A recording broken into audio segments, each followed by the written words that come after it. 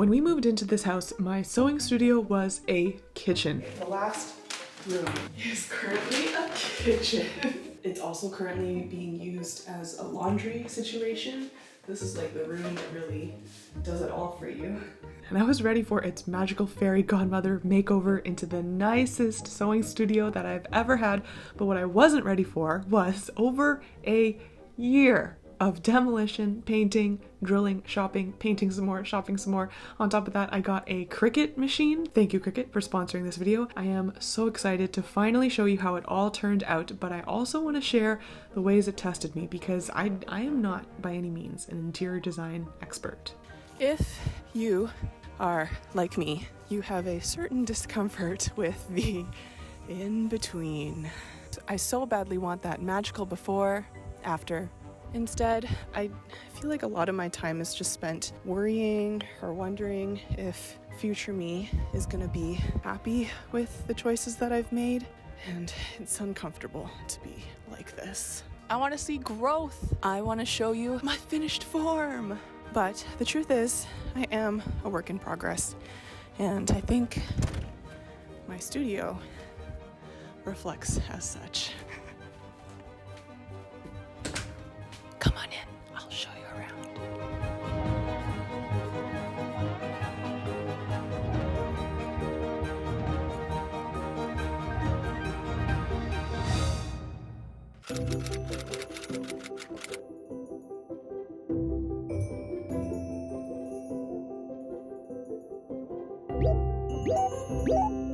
And the spatula.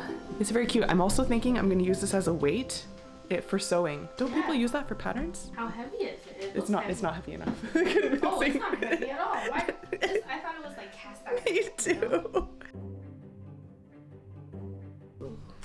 Oh my goodness, I'm so scared. Thoughts? It's exactly what I ordered. Okay. Dude, it's like peanut butter. Okay, we're gonna start in this corner where if we make mistakes, it will not be as obvious. Are you ready?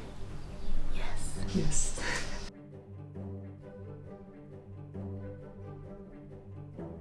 We have everything taped up. Oh, are you rolling? Yeah. Hi. Welcome back, Leticia. Welcome back. It's been years. Yes, except Yeah. I've been over another time, at least. Yeah.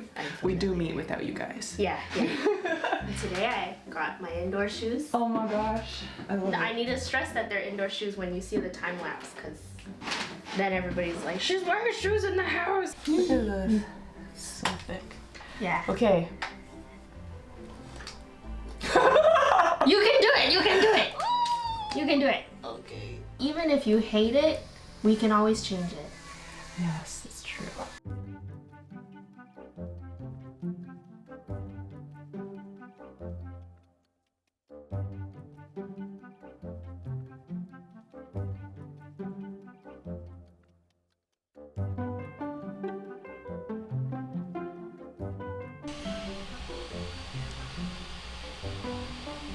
If we just turn it in a certain way, it's like with the chair and everything, it's school portrait.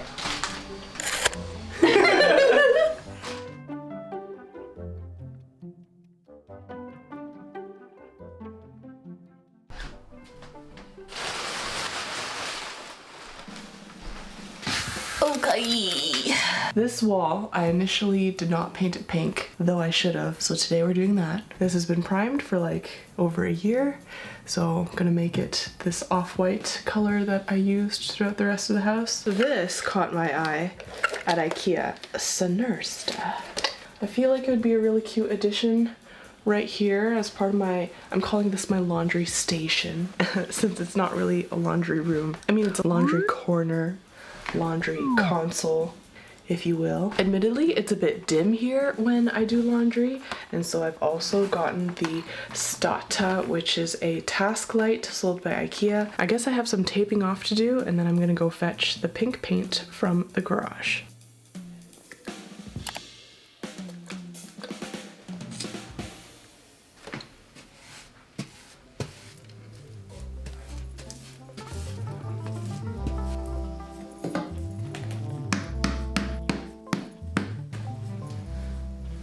Some of you may recall I have been a longtime lover of pegboards for storing various sewing supplies, so I was leaping at the chance to put one in my new sewing room. So much so that I got the whole thing installed before I even finished painting the wall, and so after much procrastination, I finally took it all back down so I could paint. Alright, everything has been taken off of the wall. I got smarter as I worked. First I took off one, then I realized that there's connectors, so I took off two. And then for the other column, all three at once. Woohoo! I did it! There's like some chaos here in the construction because we had to avoid this. Time to tape and paint. Alrighty, here it is. Actually, I don't know how I feel about it yet. I feel like YouTube and TV gives you this feeling that like every time you paint your wall, you'll be like, wow, amazing, breathtaking, what a refreshing change. But honestly, my own interior design choice process has been so nerve-wracking that I dread making the change. And then after the change, I have to sit with it for like weeks sometimes even to feel good. Leticia, my assistant, helped me do this up yesterday. I like slapped a bunch of the leftover paint on the roller over here just to not waste the paint. So you can see the difference of the primer and a little bit of sand. I think I'm okay with it. I think I'm good. I have to say I'm quite proud of the problem solving that we did here in this laundry corner. It reminds me of how I recently visited the grocery store that I used to frequent when I moved to Toronto 10 years ago, and I found it surprisingly comforting to revisit a place that is still as I remember it because, as many city people know, change is more often the norm. As soon as you start looking, though, you can see evidence of the past in plain sight. And as far as the past is concerned, the pegboard covers up the water attachment that was used for the laundry's previous spot. These cabinets, they hide the plumbing and electrical that never got embedded into the walls. I still want to figure out how to make the laundry tower a little cuter, and I don't think my ironing board matches the color scheme, but we still have a lot of other tasks and painting to do. These trusty lockers, you guys might not realize, but you've seen them for the last 4 years. They've moved through 3 homes, and today we're taking them apart because I actually found a secondhand buyer online. Okay, that's obviously not the main reason we're taking them apart. In reality, when we have 2 people working in this room, I keep wishing that this one corner could be an additional workstation and that we didn't have to dance around all these swinging doors. So we're installing a new and improved storage solution.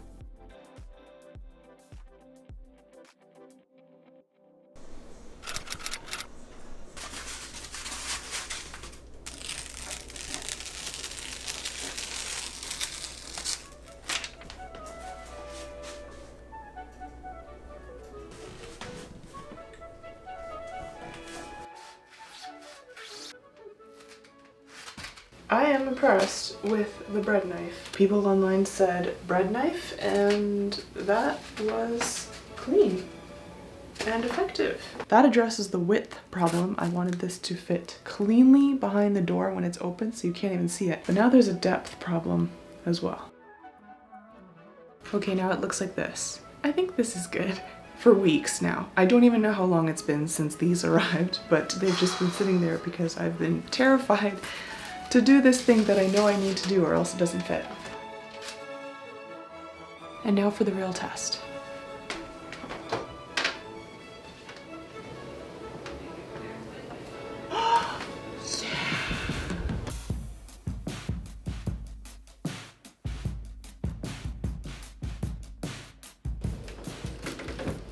Something about a backdrop roll just makes a place look like a studio.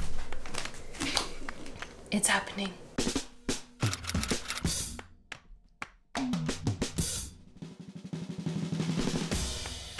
Wow, okay. I really got the maximum size. Okay, time to unroll the real deal.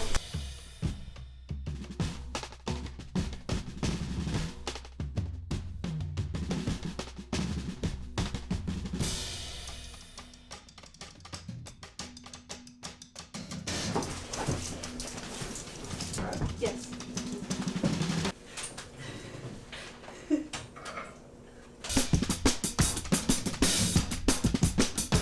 falling off. Whee! Yep.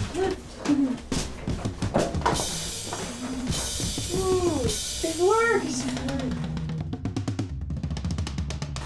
It looks so nice. Really? I think so. I'm just so full of second guessing. No, it like warms it up, you know? We'll let it sit.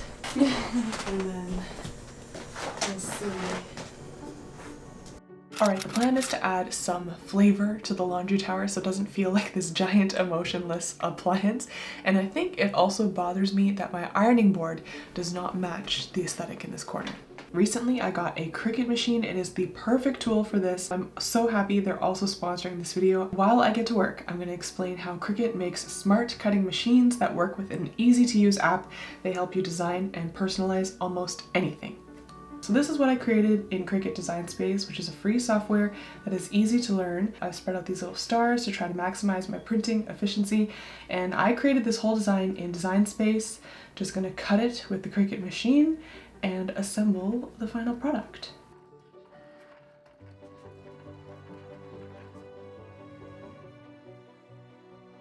I am sure you guys have seen all sorts of cute DIYs with Cricut machines online, but you can make custom cards, unique apparel, everyday items, and so much more. Cricut requires no design experience. You honestly learn as you make. I can attest to this because I was kind of scared to figure things out myself, but it actually has been going so smoothly.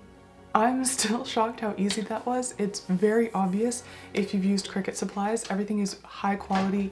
It cuts so cleanly and precisely with the Cricut machines. If you guys have been thinking about getting a Cricut machine, make sure you pop open the description. You can get all the links there. Since doing these two projects, I've also already made decorations for my friend's baby shower. I feel like a whole world has opened up for me to do arts and crafts for myself, for Marla, decorations for friends. One last time, let's take it back to the kitchen and the big blank white room. And here's how it looks now.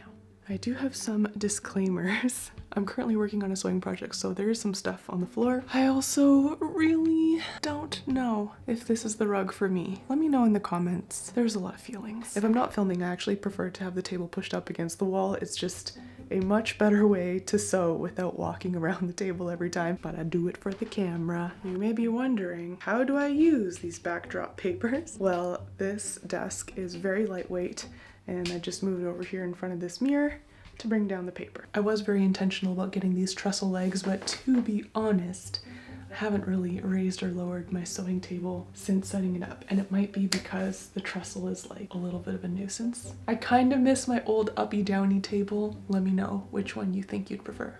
I do think about getting this door replaced. The hardware, the small window, the plain metal white. Not liking any of those features, but I guess I find it too intimidating. Ooh, I also do want to talk about some of my favorite things. I love this laundry setup. The top bar of this desk serves as a place for me to hang items that need to dry. Everything is very easy to reach here, fold here, pull up a chair, sit down. Also super happy with the sliding doors. This was a solid choice. I have all this space up here. I have a sneaky little wire organization system. It's a tray full of all of my cords, but then it's just one easy pull in, pull out to hide it all away. I never mentioned that up here I installed my own floating shelf. I'm actually really proud of that. This was so that I could clamp my studio lights to the shelf in a really high up and subtle way without too much bulky hardware. Behind the door, I was able to fit my ring light, and then these two spots are where I put tripods, which is so nice. In the past, every time we changed angles in this studio, there was a whole song and dance where all the tripods shuffled out of the shot. But now they all have one resting spot and they don't have to keep dancing around. Okay, for real this time. Here's how it looks.